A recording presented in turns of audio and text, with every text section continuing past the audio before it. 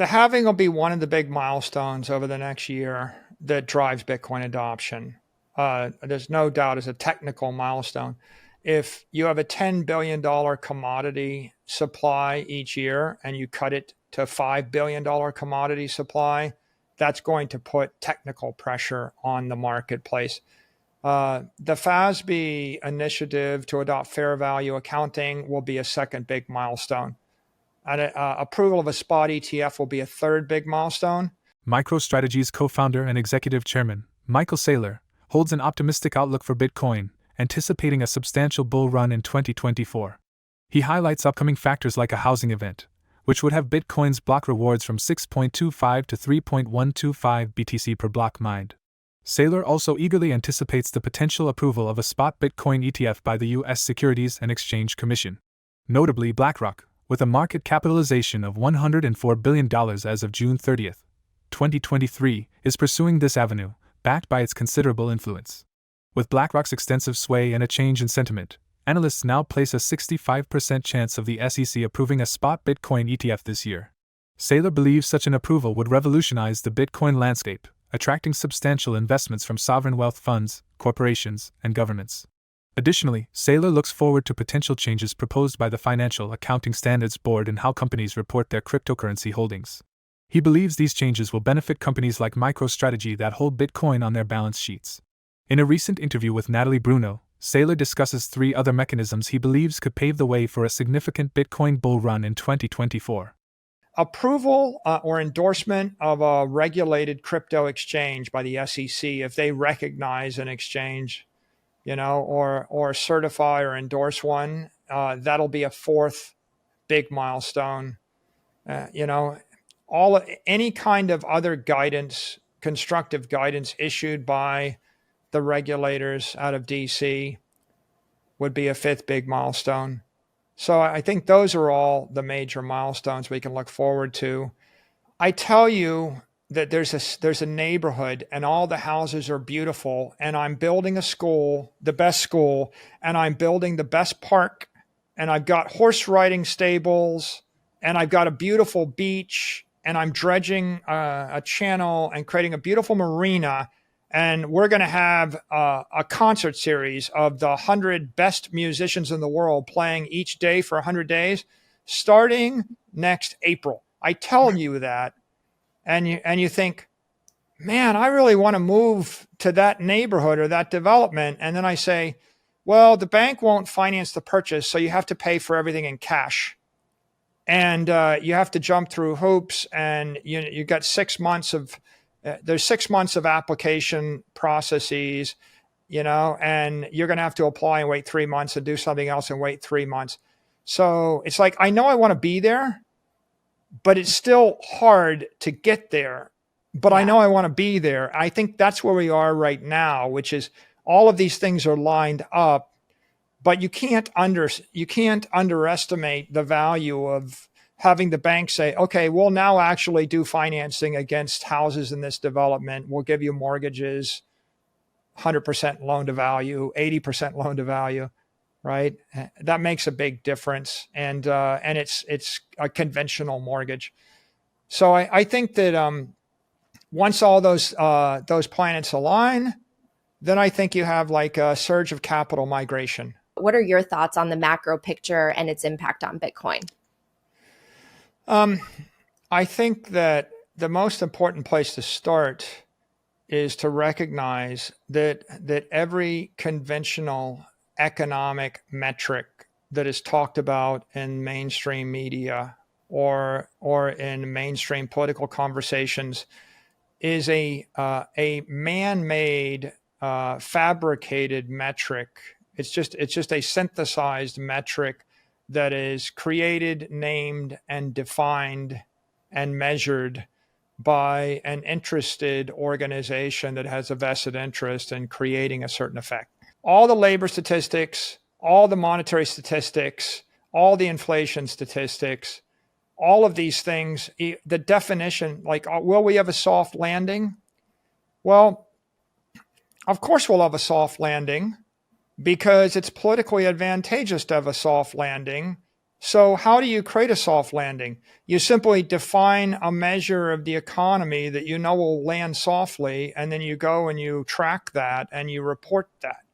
And there are parts of the economy that had a hard landing, but we simply don't report that. The popular mainstream debates are over manufactured, synthesized metrics, which are all wrong. They don't address the elephant in the room, like the fact that, well, 40% of the people aren't working. Should they be? Right. Right. No, not is the unemployment rate moved from 3.1 to 3.2 or from 3.1 to 3.0, right? I mean, that's irrelevant. So yeah, I think that we will always manage these things so as to kick the can down the road and avoid acknowledging, anything that's terribly disturbing in the near term time frame. Michael Saylor suggests that the occurrence of macro events, such as the conclusion of the Fed's tightening cycle, in the upcoming year is contingent upon the narrative propagated by policymakers and the mainstream media. He emphasizes that policymakers have the ability to engineer a smooth economic transition through manipulated metrics and renewed printing of money, aligning with their agenda. Saylor asserts that this decision won't be guided solely by data. Considering this uncertainty, Saylor advises against attempting to time how macro conditions might impact Bitcoin prices. Instead, he advocates investing in Bitcoin as an unparalleled apex property and investment asset, stating that there's no comparable alternative. For those aiming to achieve long-term wealth and financial freedom, Saylor recommends embracing Bitcoin as a strategic choice. Well, my number one advice is just dollar cost average into Bitcoin. And if you have money that you don't need for the next 4 years, that money you sweep into a Bitcoin investment. Bitcoin's the apex property. The longer, and then you let time work for you. The longer amount of time you have, then the better off you'll be. I generally think, Bitcoin is the apex property. The conventional mediocre properties are either high quality real estate or high quality stocks, the S&P index. If you wanted any other idea, like today, I would hold extremely highly desirable real estate that everybody's going to want, or unregulated monopolies that are big tech, unregulated digital monopolies. But both of those are inferior to Bitcoin by a lot. So if you want a diversification, you hold unregulated digital monopolies and you hold extremely luxurious, desirable, prestigious real estate. And everything else is probably going to be a loser, holding cash, holding bonds, holding any other run-of-the-mill stock or whatever. It's just the world is too risky. And in terms of how you accumulate wealth, it's, well, you have to work pretty hard at something, whatever it is. You have to be good as a doctor or a dentist or IT professional or whatever. You have to do something to generate cash flow. And then you look to acquire the apex property, using your cash flows or using equity or using debt, intelligent debt, right? If somebody, if you could have gone back 40 years and someone would have loaned you money at reasonable terms in order to buy, a city block in New York City or Tokyo or London, you would have done okay. And that's reasonable. You buy high quality, levered long property, but it has to be intelligent debt that you don't get liquidated on. It needs to be a long-term mortgage or very cheap debt that no one's going to call on you. The mistakes you make on the investment side are investing in lots of little companies with a 99.9% chance of failure. That's, speculating in tokens, speculating in companies. As we saw in the S&P 500, 95% of them won't perform, even out of the top 500 companies in the world. Most of them are mediocre and they can't keep up with the monetary inflation rate. So trading, thinking you can trade is overconfidence. There's statistically a 99% chance you'll fail. I think in one of my presentations, I showed like literally 1% of the days is all the movement. So if you're trading the other 99% of the days, you're probably failing. Right. So there's a 99% chance you'll fail if you try to trade. There's a 99% chance you'll fail if you try to pick stocks. There's and And that just leaves you with the basic notion, which is proper asset allocation. You pick apex property that what do you want to own? Here are some simple rules.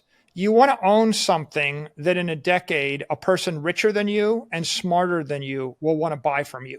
Saylor's projection entails a minimum annual growth of 15% for Bitcoin. However, investor and podcaster Preston Pish holds a more optimistic view on the prospects of the leading cryptocurrency in the coming years. Pish elaborates that he foresees Bitcoin surging by 100% each year in comparison to fiat currencies. He believes Bitcoin will become an evident store of value and a safeguard against currency devaluation, emphasizing that his conviction stems from his understanding of the impending debasement of global fiat currencies.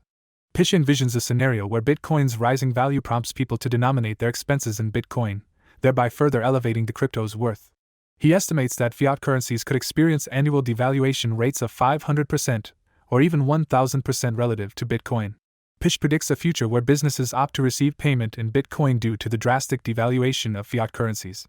Your thoughts on Pish's Bitcoin predictions and the timeline toward this potential future are welcome in the comments section below. Feel free to share your insights. For more Daily Dose Crypto news, check out these 2 awesome videos on your screen. Click now and we will see you on the next video.